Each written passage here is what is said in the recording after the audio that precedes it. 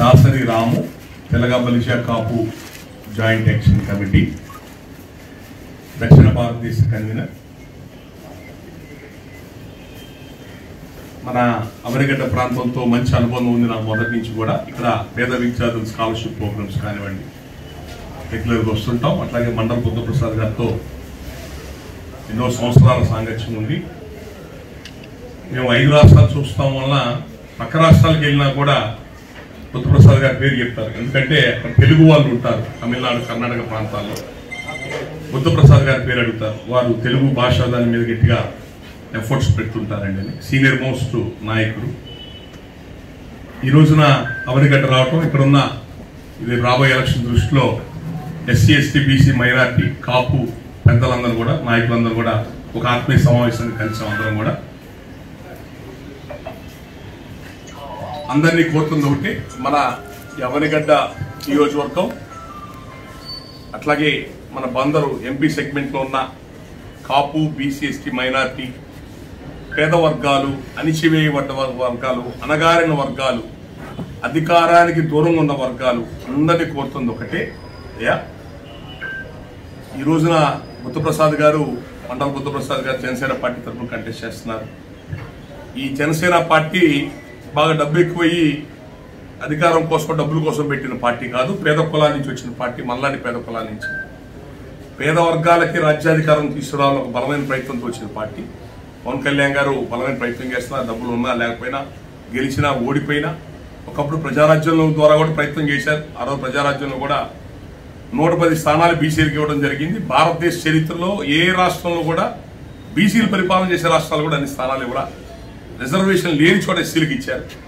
ఆ రోజున అనేక కుట్రలు దుర్మార్గాలు, ఈ కాపులు ముందుకు వస్తే పక్కనిస్తారా జనాల్ని, మిగతా ఉండనిస్తారా, ఇలా రకరకాల చెడు ప్రచారాలు చేసి అనేక రకాల కుట్రలు కుతంత్రాలతో ఆ పార్టీని ఇబ్బంది పెట్టారు. అయినా 70-80 లక్షల ఓట్లు వచ్చినాయి, 18% ఓట్లు వచ్చినాయి. దాన్ని మళ్ళీ ఆయన పార్టీ తీర్చేదాకా నిద్రపోలేదు అందరూ కలిసి. అంటే పేద వర్గాల నుంచి ఎవరైనా బలమైన నాయకత్వం వచ్చినప్పుడల్లా ఈ పల్లకీలు పోసే బోయలు కాపులు బీసీఎస్సీ వర్గాల కులాల మధ్య ఎవరో ఒకరు గొడవ పెట్టడం, చిచ్చు పెట్టడం, వాళ్ళ రాజకీయ పబ్బాలు కలుపుకోవడం అనేది మొదలై జరుగుతూనే ఉంది.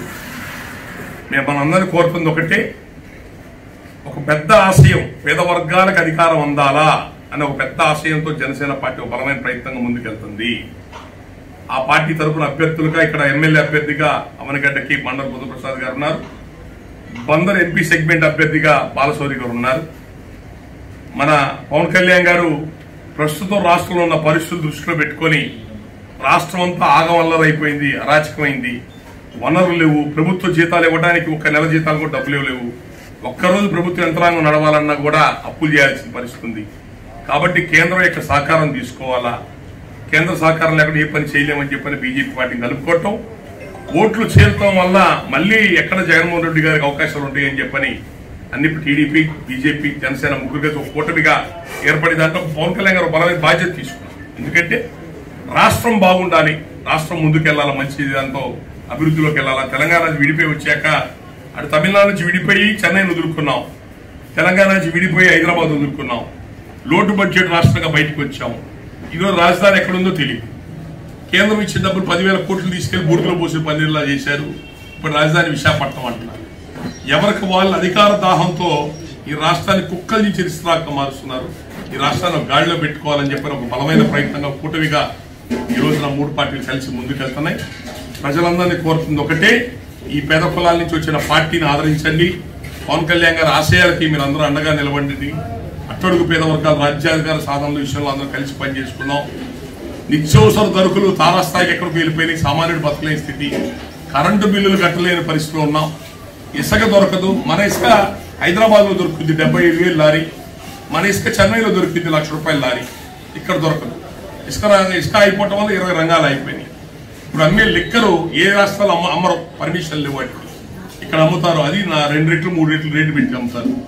ఈ చీప్ లెక్కలు తాగితే ఏమవుతుందంటే ఒకప్పుడు మనుషులకు ఏమయ్యేది కాదు, ఇప్పుడు మానసిక రోగులు అవుతున్నారు, హాస్పిటల్ పేషెంట్లు అవుతున్నారు. అంటే రక్తం పిండేసి డబ్బులు 1,000 కోట్లు సంపాదించి అదే డబ్బులు తెచ్చి ఇప్పుడు ఎలక్షన్లో గుమ్మరిస్తున్నారు. ప్రజలు ఎంతసేపటికి పథకాలు పథకాలు పథకాలు అంటున్నారు. పథకాలు ఏమన్నా డబ్బులు మనకేమన్నా ఆదాయం ఉండి పథకాలు పంచుతున్నావా? డబ్బులు ఎక్కువైన పథకాలు పంచడానికి అప్పులు చేసి పప్పులు బెల్లాలు వచ్చినట్టు పంచుతున్నారు. ఈ పథకాలు ఎప్పుడైనా ఆగినాయా? కాంగ్రెస్ పార్టీలో ఉన్న పథకాలు బుద్ధప్రసాద్ గారు కాంగ్రెస్ సీనియర్ లీడరు, ఆ రోజు ఉన్న పథకాలు టీడీపీలో ఆగినాయా? ఇంకా పెరిగినాయి. టీడీపీలో ఉన్న పథకాలు జగన్మోహన్ రెడ్డి ఆపాడా? దాని పేరు మార్చి ఇంకో రకంగా తీసుకెళ్తున్నాడు.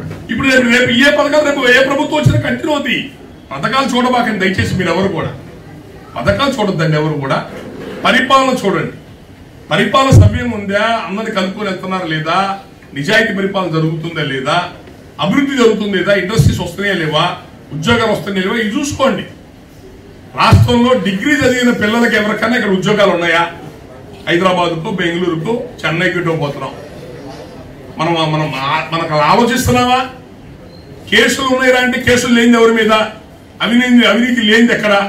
పెట్టారు అప్పు ఆదాయం తీసుకుని మా పెట్టండి, అప్పులు చేసినా మా పెట్టండి, తప్పు చేసినా మా కులపోడు, తప్పు చేసినా మా మతస్థుడు. ఇట్లా ఆంధ్రప్రదేశ్ అంటే ఒక నాగరికత, సంస్కృతికి తెలివైన ఒక గుర్తింపు ఉంది. దాన్ని నిలబెట్టుకోండి, దాన్ని పాడు చేయబాకండి దయచేసి. రాష్ట్రం ఈ ఎలక్షన్ మనం మళ్ళీ అభివృద్ధి గాలిలోకి వెళ్తామా, అంధకారంలోకి వెళ్ళిపోవడం తెలియదు. ఈ ఎలక్షన్ చాలా సీరియస్ గా తీసుకోండి. మన దగ్గర దోచుకున్న డబ్బే తీసుకొచ్చి రేపు కోట్ల రూపాయలు గుమ్మరిస్తున్నారు, పంచుతున్నారు.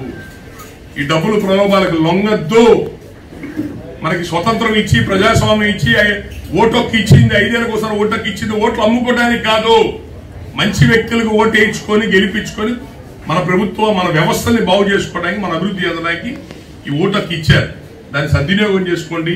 ప్రలోభాలకు లొంగబాకండి. కాపులు, బీసీఎస్సీ, మైనార్టీ కులాలు మనందరం ఒకే జాతి. ఏ జాతి అంటే అణగారిన జాతి. అత్యధిక జనాభా ఉండి అధికారం దూరమైన జాతి. మీరందరూ కలిసి ఉండండి, కలిసి బ్రతకండి, కలిసి సాధించుకోండి.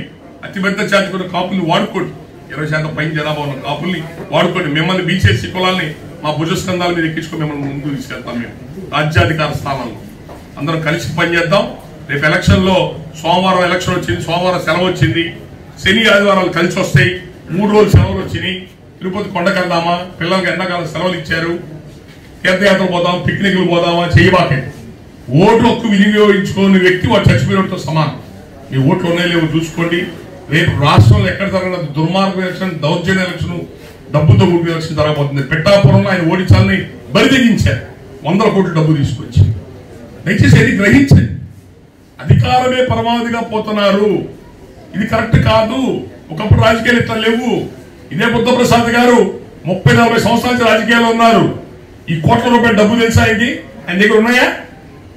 నిన్నగా మన గెలిచిన దగ్గర 100 కోట్ల డబ్బులు ఉంటున్నాయి. వ్యవస్థలు ఇలాగ వదిలేస్తే ఏమైపోతాం అందరం కలిసి. కాబట్టి నిజాయితీ గల మనుషులు గెలిపించుకోండి, నిజాయితీ గల పార్టీలు అధికారంలో తీసుకొచ్చే ప్రయత్నం చేయండి. రేపు పొద్దున అందరం మీ ఓటు హక్కు వినియోగించుకోండి. డబ్బులు ప్రలోభాలకు లొంగబాకండి. మనలాంటి పేద జాతుల నుంచి వచ్చిన పార్టీని, నాయకుల్ని కాపాడుకోండి. Thank you.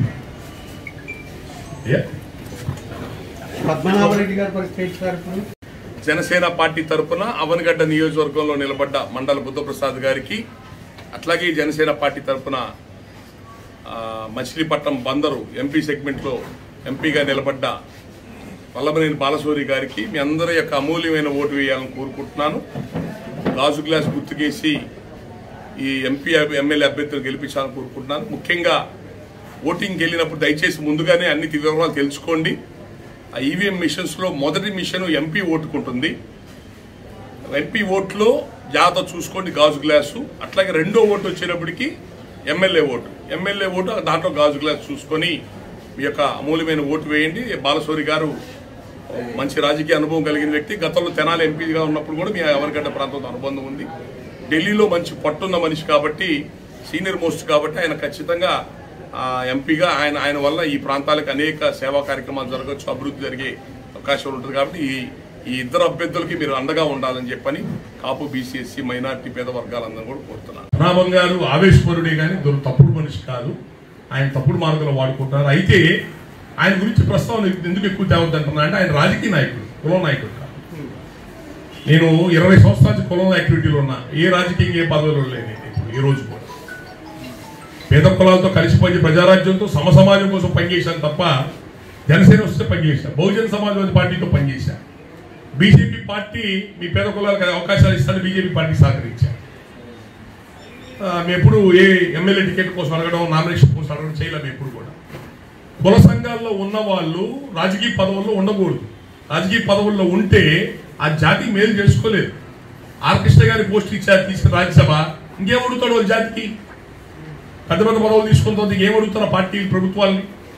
ఆయన ప్రతి ఎలక్షన్ లో ఉంటాడు. ఎమ్మెల్యే చేశాడు, ఎంపీ చేశాడు, మినిస్టర్ చేశాడు. 50 ఏళ్ళ రాజకీయ 40 ఏళ్ళ రాజకీయ జీవితం చూశాడు ఆయన. ప్రతి ఎలక్షన్ లో దాదాపు మొన్న ఎలక్షన్ కూడా ఆయన టికెట్ విషయంలో డిస్కషన్ జరిగినాయి. అడగకుండా జరుగుతాయా? మళ్ళీ ఈ రోజున ఆయన వైసీపీ పార్టీ వాళ్ళు రమ్మటం, కండవా కప్పటం, ఆ పార్టీ వాళ్ళు ఏదో అడిగారని చెప్పని వాళ్ళు రెచ్చగొడితే ఆయన ఎట్లా పడతా మాట్లాడడం చేస్తున్నాడు. ఆయన గురించి మనం ఎక్కువసేపు ఎందుకు మాట్లాడుకోవడం? 2 అంశాలు. ఆయన కులం యాక్టివిటీ తక్కువ, రాజకీయం ఎక్కువ. రాజకీయ నాయకుడు ఆయన. ఇక రెండోది, ప్రజారాజ్యం పార్టీ సాటి కులస్తుడుగా తన కులం నుంచి ఎవరైనా వచ్చిస్తే మద్దతు ఇవ్వాలి. అంబేద్కర్ కోనసీమ జిల్లాకు అంబేద్కర్ పేరు పెట్టమని చెప్పింది ఆయనే. మేము స్వాగతిస్తున్నాం. ఆయన ఊళ్ళో అంబేద్కర్ గారి విగ్రహం పెట్టించాడు, స్వాగతిస్తున్నాం. మరి నీ జాతి నుంచి వచ్చిన చిరంజీవి గారు, పవన్ కళ్యాణ్ గారికి నువ్వు ఎప్పుడైనా మద్దతు ఇచ్చావా?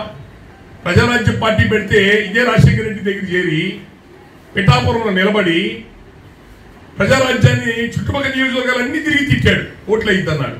చివరికి ఆయనే ఓడిపోయాడు పిఠాపురంలో. వంగా గీత, ఇప్పుడు పవన్ కళ్యాణ్ నేను నిలబడ్డ వంగా గీత ఆ రోజు చిరంజీవి గారు ఇస్తే ఆమె ఎమ్మెల్యే పిఠాపురంలో. మళ్ళీ తర్వాత జనసేన పెడితే ఆ రోజు జనసేన పెట్టిన రోజు ఈ రోజు పవన్ కళ్యాణ్ విమర్శిస్తూనే ఉన్నాడు ఆయన. నేను ఉద్యమం చేసినప్పుడు ఎక్కడ ఉన్నావు నువ్వు? మా ఇంటికి వచ్చావా? మా నట్టింటికి వచ్చావా? మమ్మల్ని ఆదరించావా, ఓదార్చావా అని మొదటి నుంచి విమర్శిస్తూనే ఉన్నాడు. ఆయన మొదటి నుంచి కూడా చిరంజీవి గారు, పవన్ కళ్యాణ్ గారు కొంచెం వ్యతిరేకం. రాజశేఖర రెడ్డి గారికను జగన్మోహన్ రెడ్డి గారి కుటుంబానికి దగ్గర. ఎందుకు? దానికి సాక్ష్యం ఏంటంటే ఏఐసిసి కాంగ్రెస్ ప్రతినిధి వచ్చి అతిపెద్ద జాతిగా ఉన్న కాపులు కాంగ్రెస్ తో ఉన్నారు, మిమ్మల్ని సీఎం గా మీ పేరు రికమెండ్ చేస్తానంటే నా పేరు వద్దండి, రాజశేఖర రెడ్డి పేరు చెప్పని చెప్పాడు ఆయన. నిజమా కాదా చెప్పాలంటే ప్రెస్ మీట్ లో రాజశేఖర రెడ్డి పేరు పంపించని చెప్పిన వ్యక్తితోనో రెడ్లకి ఏం లేక, తిండికి లేక, గుడ్డకు లేక, ఏం లేక వాళ్ళ పేరు చెప్పడానికి చెప్పిన వ్యక్తి. రాజశేఖర రెడ్డి 6 ఏళ్ళు ముఖ్యమంత్రిగా ఉన్నప్పుడు ఎప్పుడైనా రిజర్వేషన్ ఫైల్ చెప్పాడా? అసలు కాపు రిజర్వేషన్ ఫైల్ చేస్తా అని చెప్పింది ఎవరు? కాంగ్రెస్ పార్టీ. మేనిఫెస్టోలో పెట్టింది ఎవరు? కాంగ్రెస్ పార్టీ. కాపులకి ముస్లింస్ చేస్తా అన్నారు, ముస్లింస్ చేశారు. ఇప్పుడు కాంగ్రెస్ కాపులు ఏమైంది? ఎందుకు అడగల? 10 ఏళ్ళు పార్టీ అధికారంలో ఉంది, ఎందుకు అడగల? ఇప్పుడు జగన్మోహన్ రెడ్డి 5 ఏళ్ళు అధికారంలో ఉన్నాడు, ఎందుకు బయటకు వచ్చి మాట్లాడాల? మధ్యలో చంద్రబాబు నాయుడు వచ్చినప్పుడు రోడ్డు ఎక్కాడు, కేకలు పెట్టాడు, రైతులు పెట్టాడు, మమ్మల్ని అందరినీ పిలిచాడు, ఉద్యమం చేద్దాం ఉన్నాడు. చంద్రబాబు నాయుడు ఓడిపోగానే మళ్ళీ ఇంటికి వెళ్ళిపోయాడు. చంద్రబాబు నాయుడు ఇద్దరు ఎన్టీ రామారావు గవర్నమెంట్ లో మంత్రులు, వీళ్ళిద్దరి మధ్య ఏం గొడవలు ఏం కక్షలు తెలియదు, మా కులాన్ని లాక్కొస్తున్నాడు ఇందులో. ఇది నేను చెప్తుంది ఏంటంటే ఆయన ఎందుకు పట్టించుకోవద్దంటే ఆయన ఏ రోజు లేడు ఈ పార్టీతో. మేమున్నాం, ఇంకా ఆయన లేడు. లేని వ్యక్తి గురించి మనం మాట్లాడుకోవద్దు. రెండోది, ఆయన రాజకీయ నాయకుడికి ఎక్కువ, కుల నాయకుడు తక్కువ. కాబట్టి ఆయన ప్రస్తావన మనం ఎత్తుకోవాల్సిన అవసరం లేదు. ఆయన ఒకవేళ ఇలాంటి మాటకి ఎక్కువ మాట్లాడి తిట్టి కాల్ చేస్తే ఇంకా ఎక్కువ ఓట్లు పడతాయి. ఆయన ఒక రాష్ట్ర స్థాయి నాయకత్వం గుర్తింపు తెచ్చుకున్న వ్యక్తి. ఆయన గౌరవం దక్కాలంటే జగన్మోహన్ రెడ్డి గారికి ఆయన మీద అంత ప్రేమ ఉంటే పద్మనాభం గారి మీద ఆయన పక్కన పెట్టుకుని రాష్ట్రం అంతా తిరగమన్నాడు. పద్మనాభం గారి స్థాయి రాష్ట్రం అంతా తిరిగే స్థాయి, పిఠాపురం చుట్టుపక్కల తిరిగే స్థాయి కాదు. ఆ పార్టీకి అంత ప్రేమ ఉంటే రాష్ట్ర స్థాయిలో తిప్పుకుంటే బాగుంటుందని నేను అనుకుంటున్నాను. Thank you.